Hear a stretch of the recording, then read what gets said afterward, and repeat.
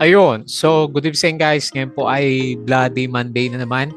June 22, 2026. So, lakas na naman ng drop ng index natin at mukhang magko-close the gap negative 1.64%. Ayan. So, walang panama yung gap up natin last time after na, 'di ba, yung good news sa Strait of Hormuz at saka dun sa Iran at saka sa US.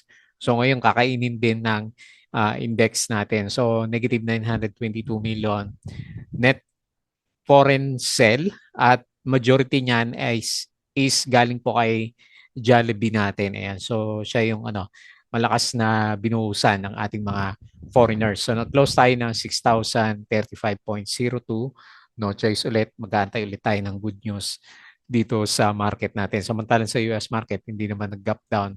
At saka sa yung galawan ng US, hindi na nagbago ng Friday, di ba?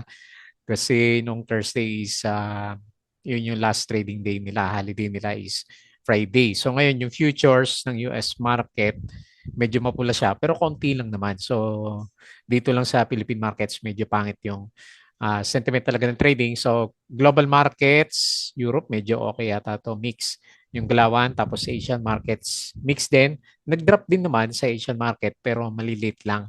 So hindi kasi laki naman drop dito sa Philippine markets natin. Ayan. So, ano kayo meron na naman ngayong araw na to. So, yung cryptocurrencies natin, kahit pa paano okay kasi nasa 64K si Bitcoin natin. Ayan. So, doon nagtitrade tayo ng crypto ngayon.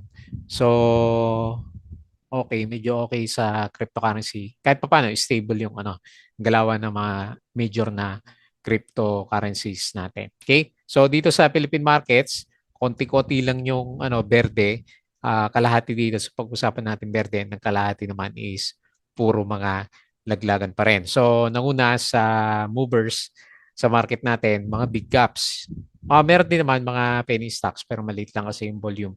So PLDT yung nanguna, akala ko si Globe eh. So 4.46% and then meron siyang 21.51 million malit na net foreign buy followed by Philippine National Bank. Nag-up siya ng 3.15%, 708K net foreign buy. Tapos si Aboitiz Equity Ventures, delete lang, no? 3.13%. So meron siyang 27.58 million net foreign buy. Tapos si SCP, akala ko ex-date niya eh. Akala ko may dividendo. Yun pala, nag-worry na naman yung mga traders natin. Kasi i-open up ni NGCP, di ba? Yung kanyang monopoly nitong si SCP natin. Eh. So, pwede nang pumasok yung ibang entities kaya medyo nagkaroon siya ng negative sentiment. So, mabuti yata ito ng 20% sa drop. Sukatin natin mamaya. Pero nag-close siya is negative 10.77%. And then, meron siya net foreign by 5.52 million. Jollibee naman, ewan ko bakit si Jollibee binuhusan, 841.88 million net foreign sell. And then nag-drop siya ng 5.57%. Alam ko mabot to ng more than 7% kanina. And then si DNL, nag-drop din siya ng malakas. Negative 5.14%. Then meron siya 1.68 million net foreign sell. Ayan. Deads na naman yung galawan dito sa market natin. So, disclaimer pa rin sa mga bago sa channel natin, as usual, yung review is for education purposes naman po to. So, huwag mong gagamitin as a reason para mag-buy, sell, or hold ng stocks. May risk po na involved sa market. Due diligence na lang po ako ng stocks. Yung gusto mong bilhin, may risk po kasi na involved sa trading sa market. And then follow mo lang po ako dito sa ating Palawi Trader na YouTube channel. Subscribe ka lang para updated ka sa reviews natin or kung gusto mo, join ka dito sa trading community naman natin. Okay? So, dito po sila. So, yung mga nakasubscribe, nako, malalaglag na naman yung mga views natin. Check mo na lang po yung ating daily trend stocks review, company reviews. Parang may bagong IPO tayo na stock. Tignan natin sa Twitter mamaya.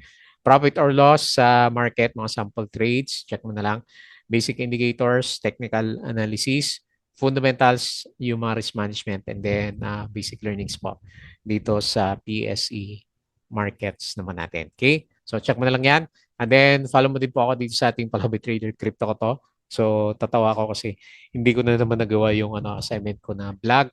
So, check mo na lang po yan. Yung mga post natin is all about cryptocurrencies. Tapos, okay, social media, Facebook account na Palabi Trader para updated ka sa mga posts natin or dito sa Facebook page. Follow mo na lang. Bodega Peak, yan sinipag tayo nung huli pero ngayon parang tinatamad na naman kasi pangit na naman yung galaw ng market. So check mo na lang yung mga uploads natin dyan. Tapos sa Twitter, ito yung pinaka-summary ng index. Very bad yung galawan po natin. So meron tayong tinamaan dito sa services nga po si Jollibee siguro yan. Negative 3.91%. Ayan. So ang nagberde lang si holding firm 0.58 gawa siguro ng mga big caps natin na ilan dyan, pero laglag pa rin karamihan. So, tinaman din si Industrial, negative 1.98%, tsaka si Finance, negative 0.68%. Okay? So, yun po yung mga major na galawan sa index. May share buyback si Plus. Ayan. So, pero hindi magano kalaki yung galaw niya, 1% lang kanina. So, the board of Asia Best Group approves the additional subscription of 70 million to the capital stock of its subsidiary AVG Modular Development Corporation. Parang ito yung news sa yung 'di ba, umakyat yung galaw niya. So ARP ends SCP monopoly. Ayan, ARC pala. So the Energy Regulatory Commission now allows private non-NGCP companies to build critical transmission projects to bypass the infrastructure delays caused by the Philippine challenging island geography. Ayan. So kaya po siya nag-drop ng malakas. Ayan. So ingat na lang muna. So babalik din pero dahil sa meron siyang negative news. PLDT files 24.2 billion. Ito pala yung bago. Bitro o Bitro REIT IPO first data center REIT in the Philippines. Ayan. So may bagong investment po si Mr. MVP. Okay? So nung umaga, laglag tayo. Ang sinasabi naman nila yung US-Iran Hormuz lockdown na naman kasi. Di ba? Yun na naman yun ang balita. Pero parang hindi kasi sa Philippines lang naman nag-drop ng ganong kalakas ngayon. Yung Asian markets, okay lang naman siya. ICT, meron pa rin siyang, ito maganda kay ICT, no? May share buyback kahit na ang taas na ng presyo. Double Dragon announced Hotel 101 is scheduled to officially launch operations on July 30, 2026. U.S. Vice President J.D. Vance arrived in Switzerland on Sunday for peace talks with Iran as both nations seek a durable end to their war while disagreeing over Iran's claims that it had closed the vital Strait of Hormuz. Ayan. So at least may good news yan. Ewan ko lang bukas. Philippine Bank's loan growth poised to moderate in 2026. SM Prime, through its commercial leasing unit SM offices, is set to complete the PESA accredited North Tower at SM North EDSA. Okay? Share buyback, SM, SMPH Plus, at saka si Fruit. Tapos si ASEAN infused additional 1 billion into its wholly owned subsidiary Buendia Christiana Holdings Corporation. Okay? Energy shares may gain with oil while travel stocks could fall after talks between Washington and Iran were clouded by a renewed threat from President Trump to strike Iran. Ayan. So may mga panakot na naman kasi kaya nagkakatakutan na naman. Pero nag-exad si Philippines o dahil sa impeachment yan. Bank of the Philippine Islands expect its profit margin to improve as higher interest rates support earnings and loan demand strengthens. Okay? Megaworld is reducing its capital expenditure budget. Alco is expanding its sustainable residential portfolio, and then Double Dragon welcome successful tender offer with nearly 99% of shareholders accepting the share and cash exchange. Ayan. So no choice na ngayon yung mga Merrimart holders.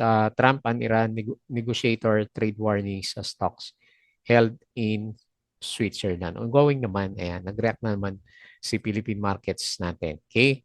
So, lalo na may net foreign sell tayo. Ayan. So, patalastas po ulit yung mga gusto ng guides sa trading sa Philippine markets.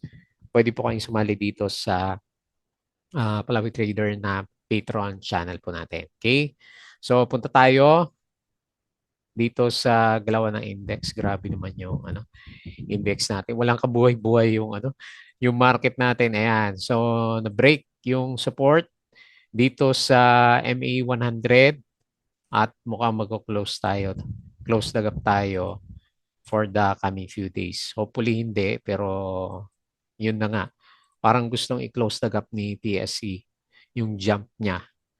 Pag ganon, sideways sa saka puro downtrend na naman yung makikita natin for the coming few days. So, nag-close tayo 6,035, negative 1.64%, and then 900 billion net foreign sale. Okay? So, si Jollibee, yung tingnan natin yung net foreign sila. Ito yung sa kanya, 841 million. Grabe, no? Net foreign sale. So, walang tiwala yung mga investors dito. Kaya tinamaan na naman yung mga blue chips natin. Ayan. So, yung mga gumalaw dito, mga penny stocks, hindi ko na babasahin kasi walang volume. So, PLDT, ito yung nakunang sa listahan natin, 4.46%, parang nagre-recover. Tapos si PNB, 3.15, di ba? Hindi naman kagandahan yung yung mga galaw. So Aboitiz Equity 3%, sino pa? Si Pure Gold 2.26%. Yun lang. Yung iba mga 2%, 1% na lang na galawan. Ayan, pangit din yung galaw ni Pure Gold pala.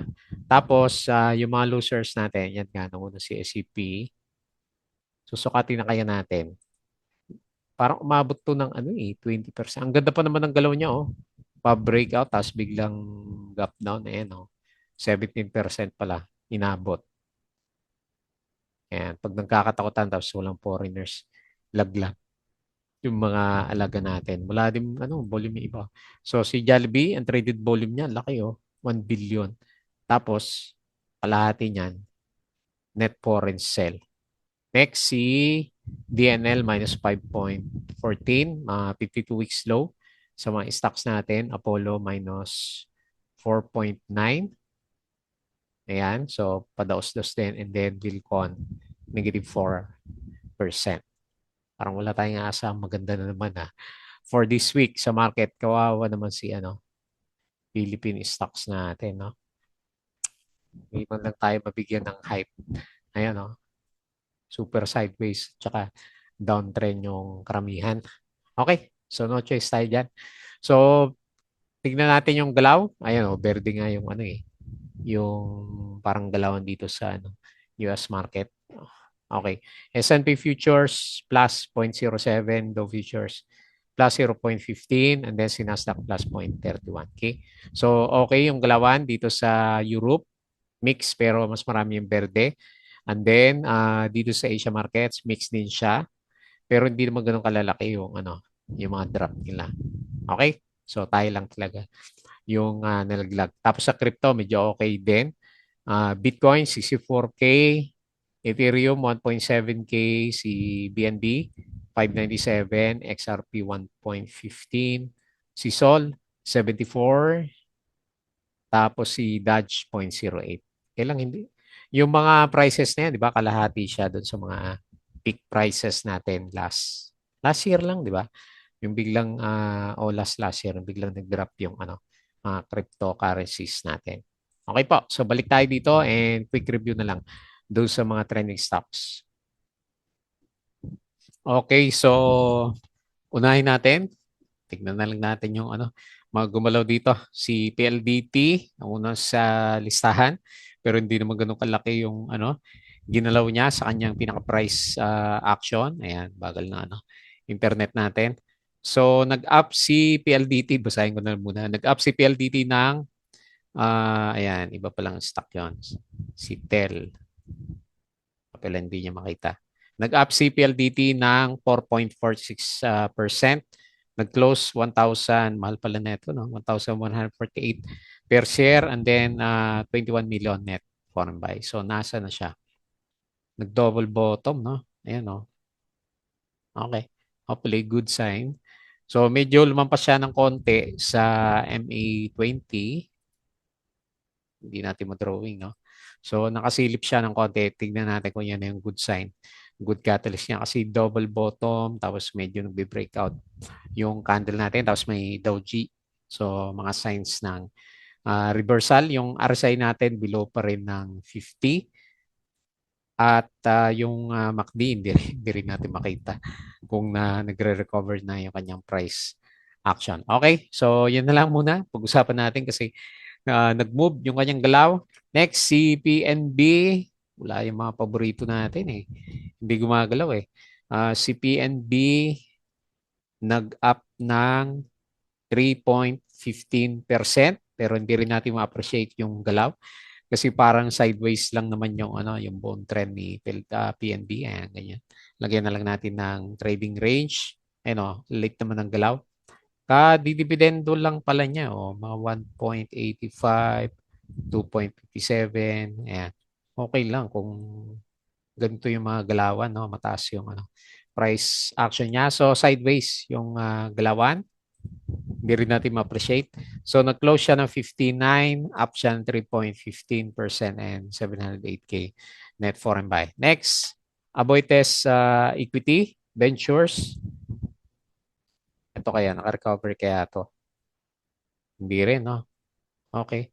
So, gumalaw lang siya ng konti, pero ganun din. Meron naman siyang ascending triangle kahit pa paano. Mabagal nga lang. Okay. So, yung RSI niya medyo maganda. Nandito lang sa above 50. Kaya lang yung price action niya. Hindi rin naman tumigil na yung yung pag-angat niya. Nandiyan lang siya.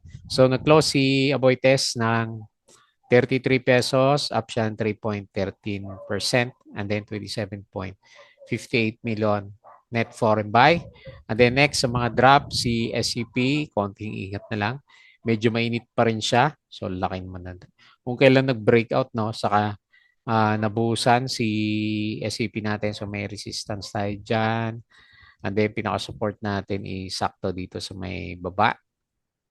Kung saan siya ayan. So meron siyang support dyan sa area na yan. Ayan. So to be seen kung makikerry niya yung negative news na yon for the coming few days. Hopefully kayanin niya kasi ito yung maganda yung trend. So nag-close si SCP ng 29, up siya ng 10.77% and then 5.52 million net foreign buy naman. Okay. Next, Jollibee. Nangyayari. Oops. Jollibee pala, hindi UGS. Nangyari sa mga alaga natin. Ayan, 52 weeks low. Halos na sa pandemic area na si Tsaka ang lakas ng niya, no? Ang lakas ng parang Subaru yung stocks natin, no? Ang lakas ng pagka-downtrend. Ang layo ng MA100 niya. Tapos, yung RSI niya, super bearish. Yan. Okay. Congrats na lang kung may BP ka during this time. Kasi sobrang baba na nila, no? Yan, no? Okay. So, 100 pesos na lang. Dati, ilan ba to? Si Jollibee, 200, no? So, 50% drop na. So, nag-close siya 122 minus 5.57% and then 841K net foreign sell. And then, lastly, si DNL. Tagal na rin to na downtrend. Meron siyang upcoming dividends, kaya pala siya nag-drop. 1.5 tsaka 5. So, 6% yung dividendo. Okay. So, may dividendo pala to. Okay. So, tignan natin kung mag-support dito sa 3.37. So, bumaba yung RSI pero dahil sa dividendo. So, nag-close po siya 3.51 minus 5.14% and 1.68 million net foreign sell. Okay? So, medyo matamlay pa rin yung market natin. Kahit tayo na taga-review, matamlay din dito sa galawan. Bakit kaya pangit ng galawan natin? Okay. So, yun lang. Walang appreciation ng foreigners. Maraming issue. Okay. So, bago tayo close, please don't forget to subscribe ulit dito sa ating Palawi Trader na YouTube channel. Join ka lang sa group. Kung gusto mo ng guide, crypto ko to, follow mo na lang para sa mga crypto vlogs. Facebook account, Facebook page, Bodega Peak para sa mga news, Twitter, and Patreon sa mga gusto ng guide. Sali lang po kayo dito sa group natin. Okay? So, yun lang. Maraming salamat. Kita ulit tayo bukas.